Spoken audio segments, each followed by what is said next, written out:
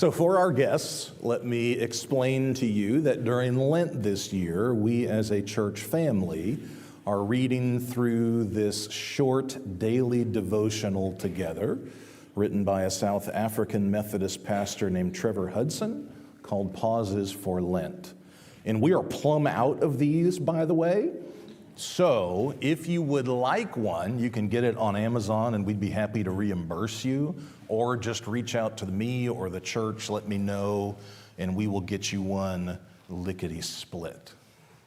So, pauses. As I said last week, the wrong way to think of pauses biblically is that pauses are passivity or inaction. Biblically, pauses are more like pregnant pauses, like that still moment between exhaling and inhaling. Action as a follow-up to pausing is always assured biblically. So what we're trying to do on Sunday mornings is draw attention to some of the actions that are suggested to us in these pauses we are reading throughout the week. So for example, biblically, if you were to look on the chalkboard that hangs over the entrance to the sanctuary in the foyer, you would see this verse from the end of Isaiah 40. Listen for the pause. Listen for the following action. Those who wait for the Lord shall renew their strength. They shall mount up with wings like eagles. They shall run and not grow weary. They shall walk and not faint. Where's the pause? We wait. But as we wait, we know that the next thing that will happen is that we will be able to soar. We will be able to run. We will be asked by God to walk and not grow faint. So we pause and then we proceed. So what Pastor Mary and I are doing throughout this series is we're picking one of the entries from the previous week, one that has an action encouraged or suggested, and we're going to talk about that on Sunday mornings. So this week we're going to talk about the entry from Friday, which has attached to it this verse from the Sermon on the Mount in Matthew 7. This verse is also repeated in the Gospel of Mark and the Gospel of Luke. Famously, Jesus says, "Ask and it will be given to you. Search and you will find. Knock and the door will be opened to you." In the entry for Friday, Trevor Hudson goes on to describe the application of this verse to our lives as follows. Through asking, we learn humility, discover our interdependence, and allow both others and God to show their care for us. In this way, our relationship with God and one another becomes more real, more honest, and more intimate. Yesterday, a couple hours before the chili cook-off, I was standing in the hallway by my office, just over here, talking to two KirkWoodians, whose names I will not divulge. And one of them raised this entry from the previous week in the book about asking. And they editorialized after bringing it up, quote, "I hate asking other people for help," end quote. Now here's my wager, and it is a safe bet. My wager is most of us would agree with that sentiment. Most of us feel far more comfortable asking of God than we do other people. Most of us struggle to ask of other people far more than we struggle to ask of God. So I want to spend our time together this morning talking about asking of one another. And I want to come at this two ways.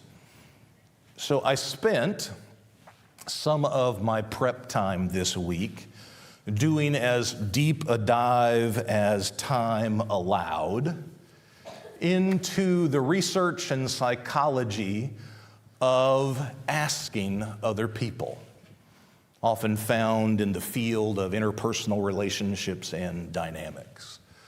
Here's some of what I found. You're not alone. Asking other people is far harder than giving to other people. In fact, asking for anything, fill in the blank, is harder than giving anything, fill in the blank, to other people. It is far easier, for example, for us to give someone money when they need it than to ask for money when we need it. It is far easier for us to ask someone for a little of their time so that they can listen to the hardship of our life than it is for us to give that time to someone who needs it. And on the examples go. So there's an expert in the field of human development named Meg Seelig. And she says the reasons why we, as 21st century Americans, struggle so much with asking other people is really multiple. For example, we are facing deep cultural mores or norms about individualism and self-sufficiency. In America, we simply don't ask. And we're trained from birth not to ask. Many of us, because of that, number two, feel a sense of shame when we ask out of a need that we have, because we know we're going to be perceived possibly, maybe even probably, as being weak and insufficient. For some of us, number three, we have a real fear of the pain that we might experience if we ask somebody for help and don't get it.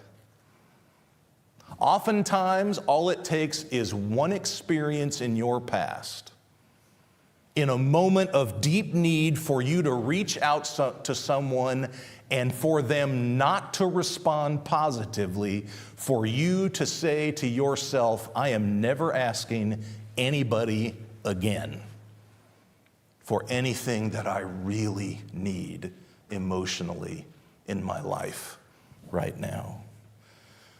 There's a psychologist by the name of Lauren Sorrell who says that the reality for most of us is we're going to have to talk ourselves into asking other people for what we need because it is not our norm. Our norm is not asking. That's what's going to feel more comfortable for us.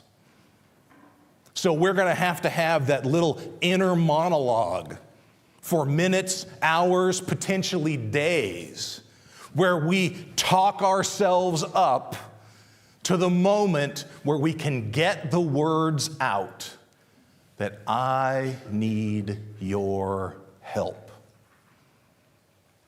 Now, second, not only is asking far harder than giving or responding, most of us live a diminished life because we don't ask enough. Again, the words of Lauren Sorrell. Quote, most of us live relationally famished lives. Oh, that's descriptive. Relationally famished lives. We are not getting what we need from other people because we will not ask of other people. That psychologist goes on to say, part of why this happens is many of us live with a certain myth about asking other people. And the myth goes like this: I need to ask other people when I'm in crisis, or I have a deep, big felt need in my life. But that's to come at asking other people all wrong, he says. The reality is that asking other people for help, for strength, for encouragement, for love, etc., this should be a regular part of our psychological and spiritual well-being playbook. It should be like getting enough sleep. It should be like breathing. It should be like hydrating enough. And hydration is a good metaphor. Perhaps you've heard by the time you feel thirsty, you are beginning to get very close to the point where you are dangerously dehydrated. Same goes for asking other people. If you get to the place where you feel relationally dehydrated, alone, adrift in life, no one supporting you, encouraging you, traveling with you, if you get to that place, you are in a dangerous, vulnerable place, psychologically and spiritually. You are relationally dehydrated.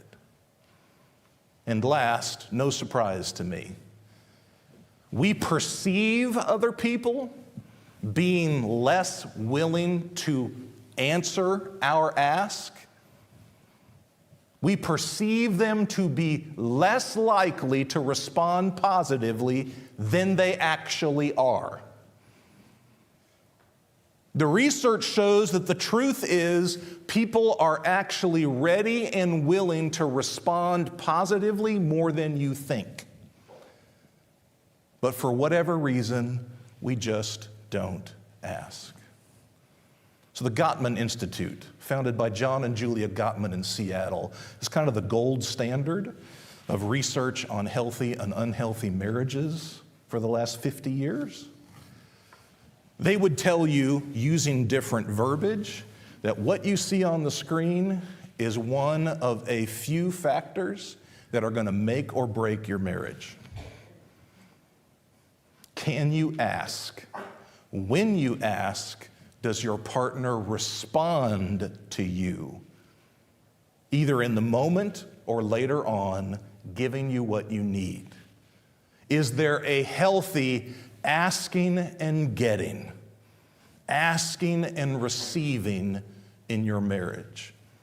If not, they would tell you from their research, you have in place one of the factors that may ultimately end with the dissolution of your marriage. Now, as I did the work on this week, and to no surprise for me, I thought to myself, the best seasons of my life are the seasons in which I had people in my life that I could ask for what I need. Whatever that might be, emotional support, a chance to be known, whatever. The best years of my life are when this dynamic is in place. And yet, I have had seasons of my life where it has not been in place. And I have felt relationally famished during those times. What about you? I bet you would say the same thing.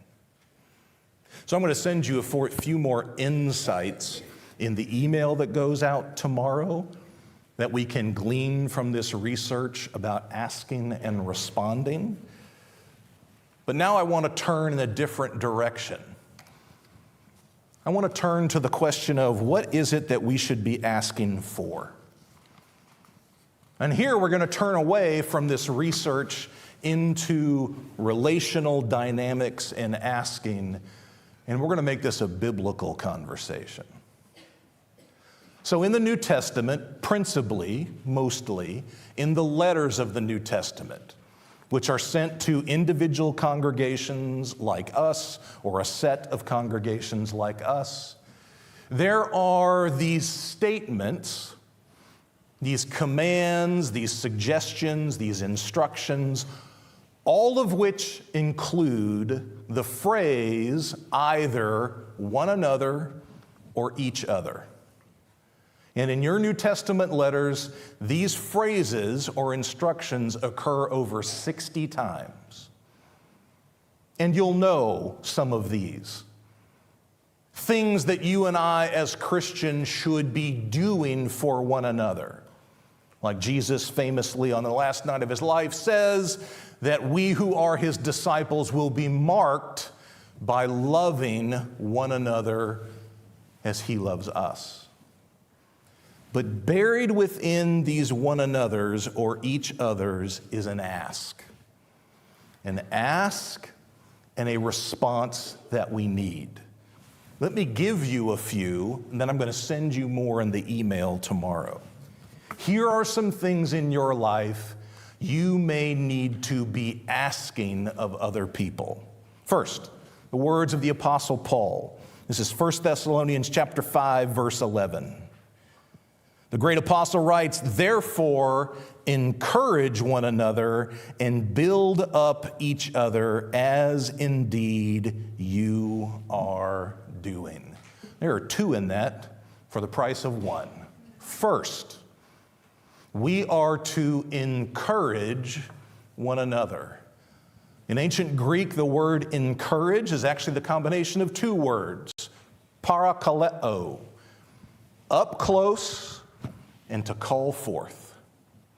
To encourage someone is to be close to them, close enough that you can call forth from them the best that they are, the person that God has made them to be.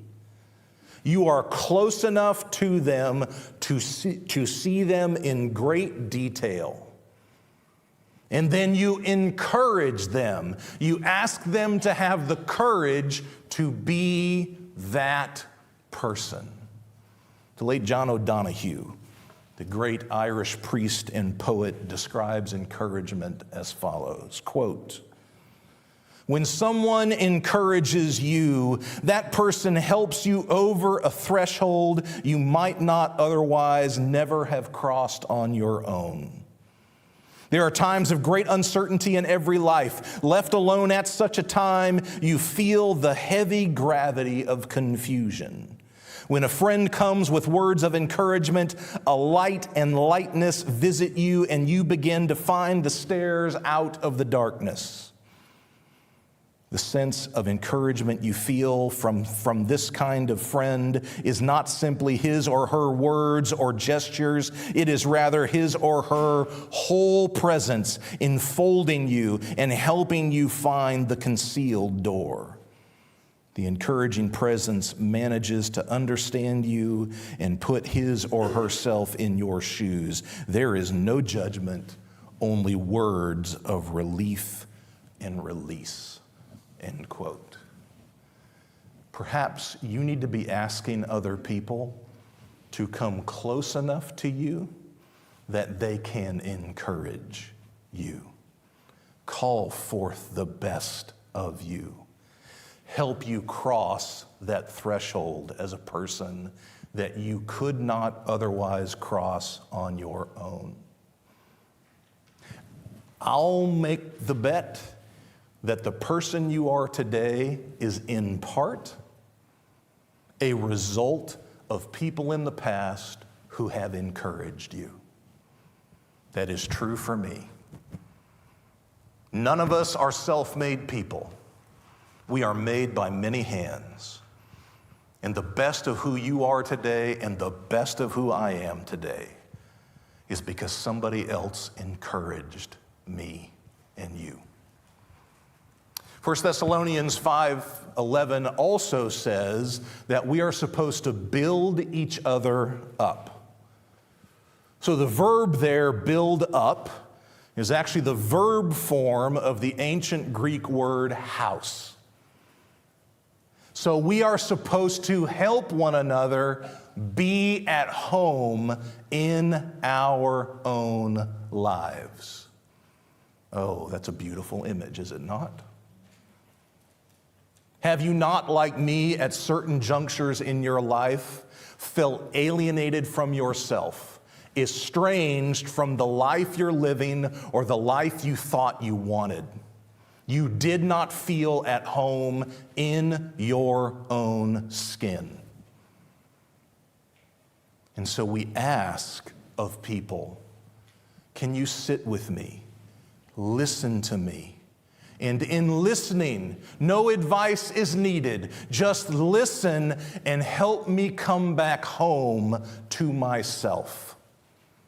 Help me feel comfortable in the person that I am and the life that I am living.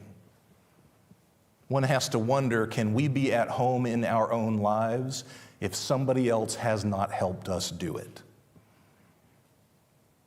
There is no such thing as you building up the house of your own life without other hands, other voices, other ears, other lives helping you do it.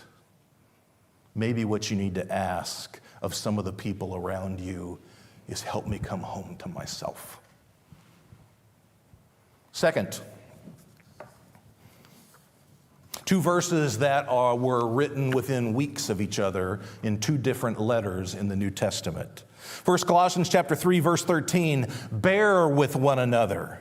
If anyone has a complaint against another, forgive each other, just as the Lord has forgiven you, so you must forgive. Ephesians chapter 4, verse 2, with all humility and gentleness, and with patience, bear with one another in love. Both verses use the same phrase, bear with one another. To bear with. In ancient Greek, this means to endure with somebody. It means to tolerate somebody. It means to suffer because of somebody else and choose to stick around.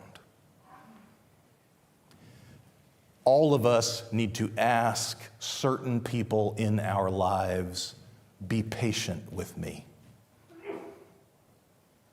I'm not done growing or maturing yet. I am uncomfortable with this or that. Be patient with me. I may be good at this or that in my life, but I'm really still an amateur, an adolescent, a child at this and that in my life. What I need most from you is be patient with me. I have a colleague who is a good friend who will, on a regular basis, before a meeting or a time together, on the front end of that time or meeting, say, I'm not at my best today, so be patient with me. Who in your life needs to know that you know you're not at your best? You know that you're uncomfortable. You know that you're struggling. So at the very least, what you need to say to them is, please bear with me. Tolerate me in grace. Show me some patience. Ask that of other people and see how they respond. Last, this is Romans chapter 12, verse 15. Rejoice with those who rejoice, weep with those who weep. Galatians chapter 6, verse 2. Bear one another's burdens, and in this way you will fulfill the law of Christ. There are some joys in your life that are too big, too great, and too important for you to keep them to yourself. For you to be able to feel the depth and grandeur of the joy in your life, you got to share it with somebody else. What a cool thing to ask of somebody else. Hey, can you pause for a minute? Can I send you a text just so that I can gush about this joy in my life? And as I do, you are making that joy more real for me. Ask for people to rejoice with you. But the opposite is also true. There are burdens in your life you were not meant to carry on your own. Bear one another's burdens, the great apostle says. The reason that some of the burdens in your life feel like they are breaking your back and your soul may well be that you're trying to carry them on your own. And you praying to God for God to help carry them too is okay, but possibly insufficient. Because what God may want you to do is seek out somebody else in your life who can bear that burden with you. Expressed pain is pain that is going to be healed.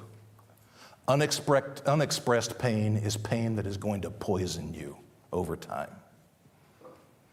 What are the burdens that you are trying to carry on your own?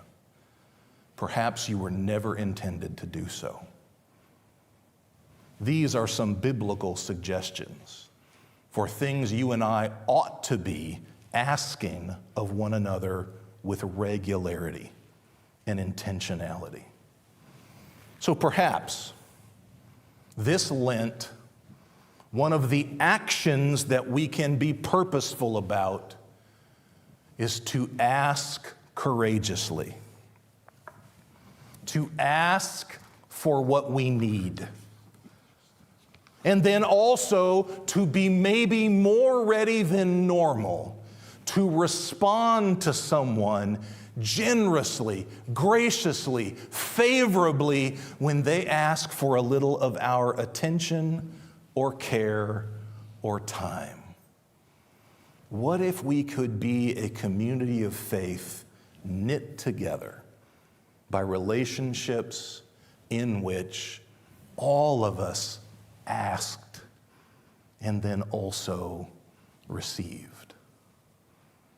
Imagine how different your life might look if you spent this Lent asking a little more and seeing what God would give you through other people. So let's pause here, and I want you to spend a moment or two in the quiet, responding to God using those questions up on the screen. Maybe just listen for how God directs your own heart and mind about asking of other people. And then after a moment or two of that, we're going to pray something aloud together.